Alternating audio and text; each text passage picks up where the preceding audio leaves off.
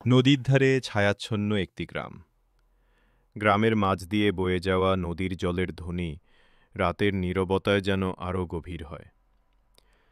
নদীর তীরে দাঁড়িয়ে থাকা পালিত জমিদার বাড়ি, দেয়ালগুলো ছায়া ছায়া, বড় লোহার গেটটা সোনালি অ্যালোর মতো পুরনো, সদৃশ কিছু ছাপ রেখে যায় অতীতের।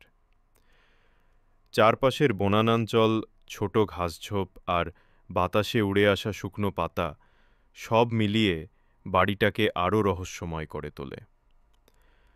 বছরের পর বছর ধরে গ্রামবাসীরা এই বাড়ি নিয়ে নানা গল্প বলে। কেউ বলে রাতে বাড়ির জানালা থেকে অচেনা ছায়া চলে যায়, আবার কেউ বলে দেয়ালের ফাটলে অদ্ভুত শব্দ আসে। কেউ কেউ, যারা একা রাত কাটিয়েছে, দাবি করে ফটফট শব্দের সঙ্গে মনে হয় কেউ অদৃশ্য চোখ দিয়ে তাদের দিকে তাকিয়ে আছে।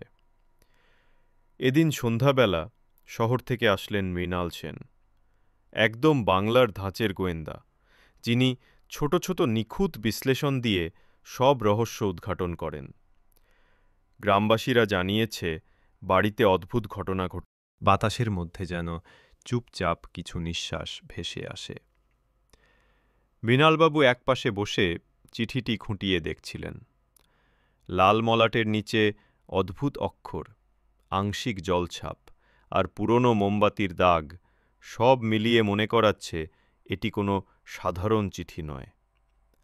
তিনি ধীরে ধীরে মুখের অভিব্যক্তি নিয়ন্ত্রণ করে ভাবলেন, যে ব্যক্তি এটা রেখেছে সে জানে আমি এটা খুঁজে পাব।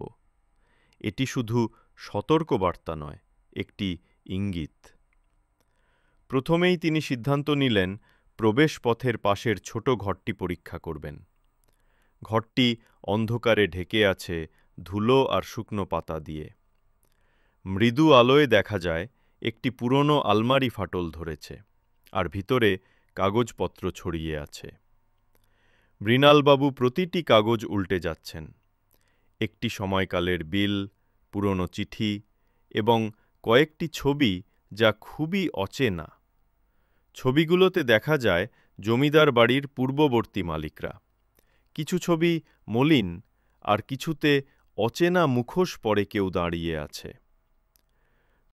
দরজার লকটি পুরনো, কিন্তু সূক্ষ্ম বিশ্লেষণ দিয়ে মৃণালবাবু সহজে খুলে ফেললেন। কক্ষের ভেতর ঢোকার সঙ্গে সঙ্গে একটি অদ্ভুত সঞ্চয় ঘর সামনে এলো। দেয়াল বরাবর সাজানো আছে পুরনো কাগজপত্র, নথি এবং ছবি, যা জমিদার পরিবারের ইতিহাসের সাথে সংযুক্ত। মৃদু আলোয় দেখা যায় একটি পুরনো আলমারি, যেখানে লাল রঙের ফোল্ডারে জমা আছে চিঠি, সম্পত্তি সংক্রান্ত নথি এবং অজানা ব্যক্তির নামের তালিকা।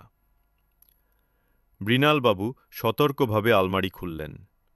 সেখানে তিনি পেলেন একটি ছোট লাঠি, যা মোমবাতির কাছাকাছি রেখে খোলা ছিল। পাশাপাশি একটি চিঠি, যা মনে হচ্ছে গোপন বার্তা ও নির্দেশিকা বহন করছে। চিঠিতে লেখা, যে কেউ সত্য উদ্ঘাটন করবে সে জানবে পরিবারের কিছু সদস্যই গোপনে অন্যায়ের সঙ্গে যুক্ত। মৃণালবাবু এক মুহূর্ত থমকে গেলেন। তিনি বুঝতে পারলেন যে ভৌতিক ছায়া, অদ্ভুত শব্দ এবং পদচিহ্ন দেখা গেছে, তার পিছনে কেউ মানবীয় ষড়যন্ত্র লুকিয়ে আছে।